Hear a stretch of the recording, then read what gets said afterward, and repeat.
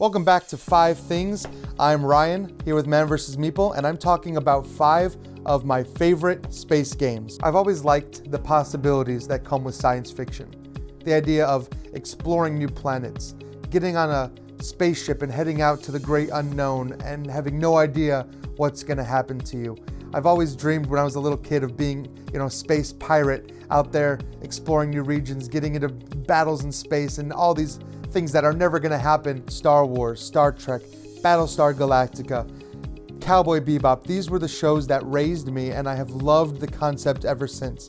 So when I get the chance to dive into a space-themed board game, you better bet that I'm there, I'm ready to play. Just put it on the table and I will go. So today, I'm gonna bring you 5 of my favorites, and I think you're gonna like them too. The first game I wanna talk to you about is Firefly.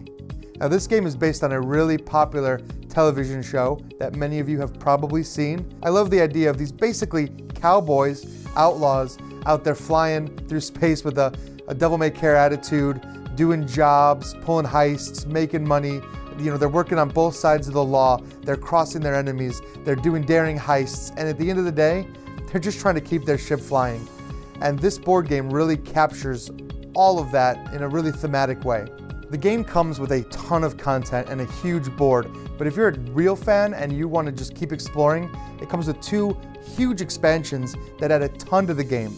They add more play space, so the game becomes even bigger, and that comes with new missions, new victory objectives, new contacts, new shops, new everything. I mean, this really expands on the gameplay and opens up the entire Firefly universe. The next game on my list is Twilight Imperium. You probably thought Twilight Imperium was going to be on this list, and you were right.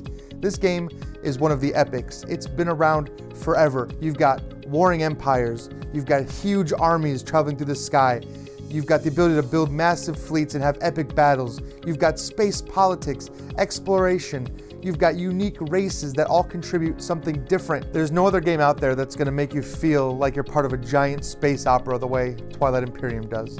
You're making alliances across the table, you're signing trade agreements, you're voting on political mandates, you're raising armies, you're taking over and defending planets and territories, you're racing for secret objectives. You're gonna rise and you're gonna fall, and it's gonna be a glorious experience. Terraforming Mars is next, and it is something completely different. This is purely a Euro. You're going to the planet Mars and you are literally terraforming it. You're planting trees, you're adding oxygen to the environment, you're raising the temperature to make it livable. You're filling reservoirs with water to create lakes and oceans. One of the coolest things about Terraforming Mars, in my opinion, is there are so many different combinations of cards, and you can build so many cool engines. In fact, every card in this game is unique. There are no duplicates. Terraforming Mars is actually not about building armies and going into battle against each other. It's about trying to score victory points and complete objectives on Mars before anyone else does. Everyone has unique corporations. Add that in with the unique cards, and you're getting a completely different game experience every time you play. Okay, Star Wars. I love Star Wars. There was no way I was gonna do this list and not talk about Star Wars Rebellion. This game is Star Wars played out on the table in front of you. I know I and a lot of my friends grew up wishing we could be in Star Wars. This game lets you play out those Star Wars fantasies in a giant sandbox, and it feels like you're in the movies. You can play as the Empire, where you're hunting down the rebels, scouring planet after planet while building your Death Star. You're gonna be making deals with bounty hunters. You're gonna be capturing rebel leaders, but then the rebels are playing a completely different game. They're just trying to run, hide their base, stay one step ahead of the Empire. It's so thematic. You're gonna feel like you actually lived through a Star Wars experience.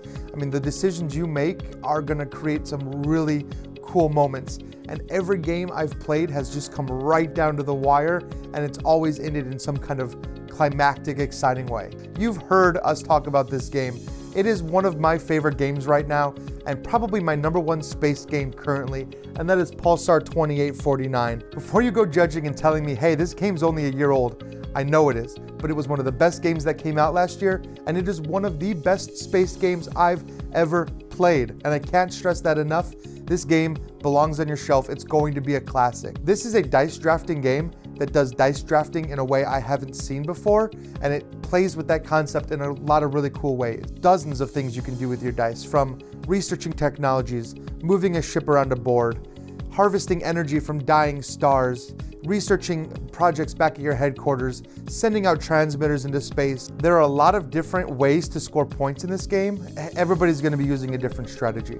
Not only that, there are so many variants to the game. There are technology boards. There are 3 of them, and they're all double-sided. There are several different in-game scoring objectives. Again, double-sided. So every time you sit down and play this game, you're going to be looking at a different layout. You're going to be adapting different strategies. You're basically going to be playing a different game every time you sit down and play. And that's why I think people are going to be talking about this game for a long time. So I'm Ryan Schoon, and those are my 5 things.